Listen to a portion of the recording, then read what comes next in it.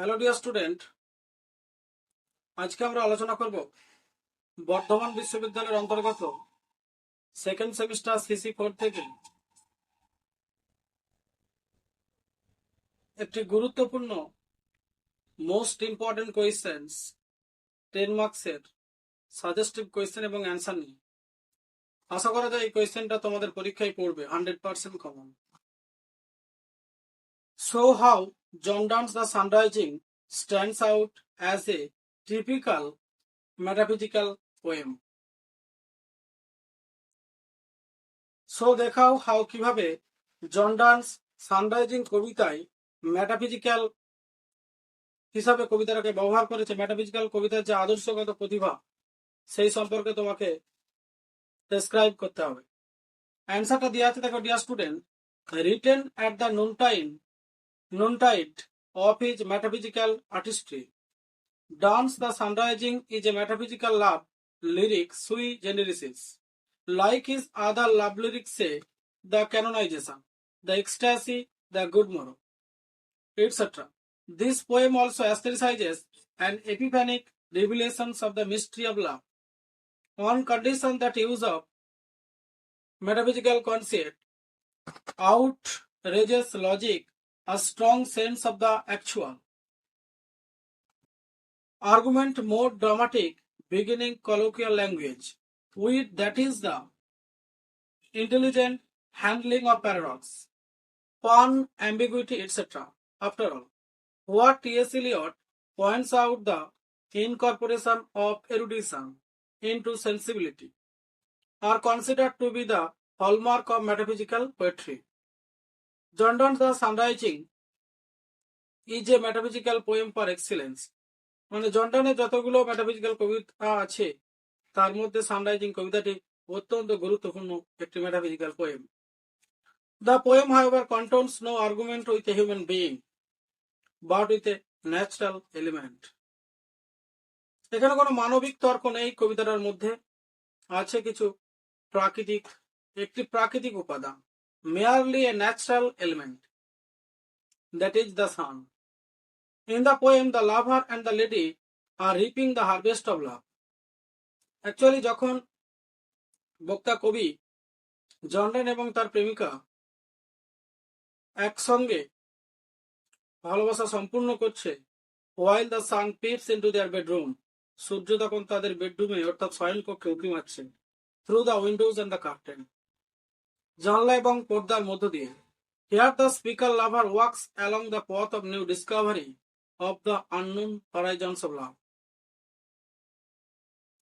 Of course, here the lover's new realization comes in the form of progressive understanding of the real role and functions of the sun that seems to interfere the little room of love of the lovers.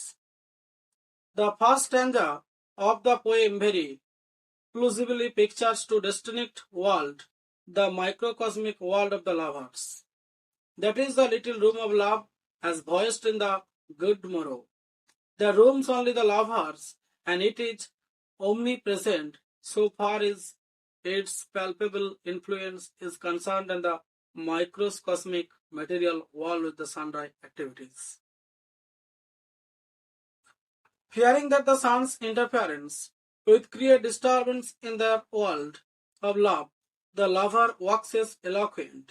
He takes the sun to talks in terms of series of disapproving epithets, busy body, old a good for nothing, aged, fellow unduly, unprincipled, saucy, that is ill-tempered and pedantic, meaning proud.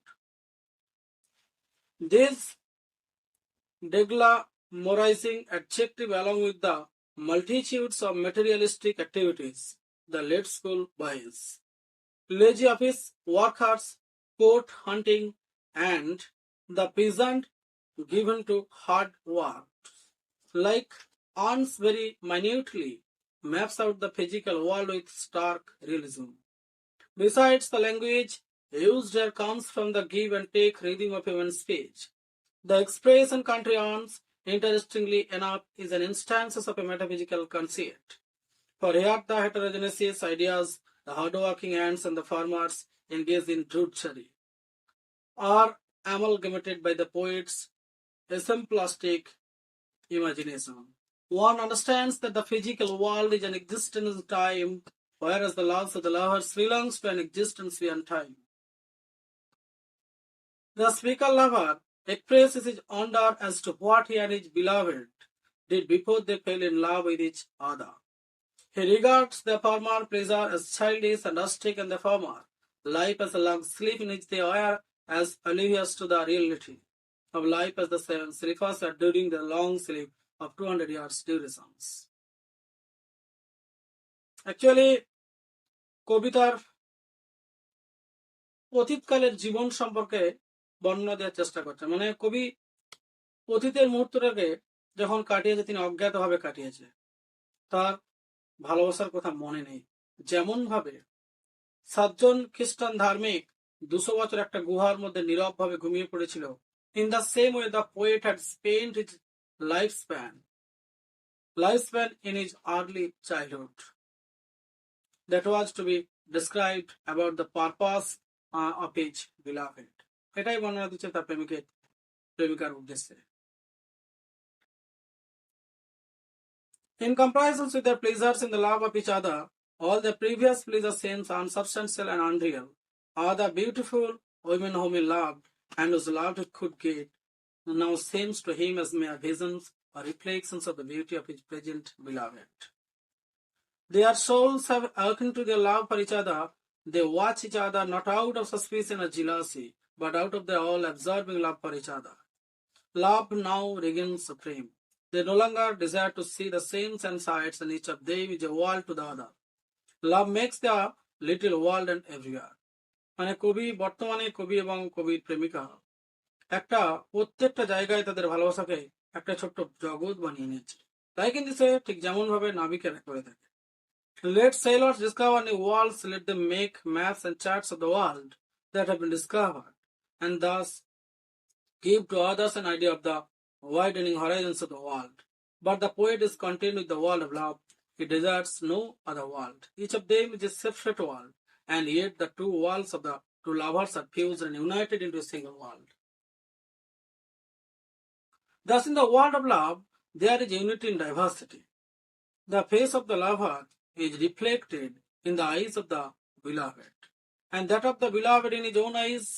Their respective faces reflected in each other's eyes always reflect the plainness, simplicity, and honesty of the hearts. Their two faces are like to the two hemispheres, and together they make up a complete world. Anyway, the two hemispheres of the two faces of the lovers are better than the geographical hemisphere. মানে তাদের যে কবি এবং কবির প্রেমিকার যে দুটো ভৌগোলিক গোলার্ধ, ভৌগোলিক গোলার্ধের থেকে বাস্তবিক ভৌগোলিক গোলার্ধের থেকে সম্পূর্ণ অধিকতর ভালো। For কারণ they have neither the swelling of the North Pole nor the decline of the West where the sun goes down. Here I have ended this note. Thank you everybody. আবার দেখা হবে ডিয়ার স্টুডেন্ট নতুন কোনো video নিয়ে। অবশ্যই dear student আমার চ্যানেলটাকে subscribe, like এবং কমেন্ট করতে ভুলো না। এটা আমাদের অনুপ্রেরণা যোগায়। তোমরা সাবস্ক্রাইব, কমেন্ট এবং শেয়ার করলে আমার ভিডিও করার অনুপ্রেরণা এবং স্বতঃস্ফূর্ত ইচ্ছা প্রকাশিত এবং আন্তরিক পরিশ্রম করার চেষ্টা ইনক্রিজ হয়। Thank you.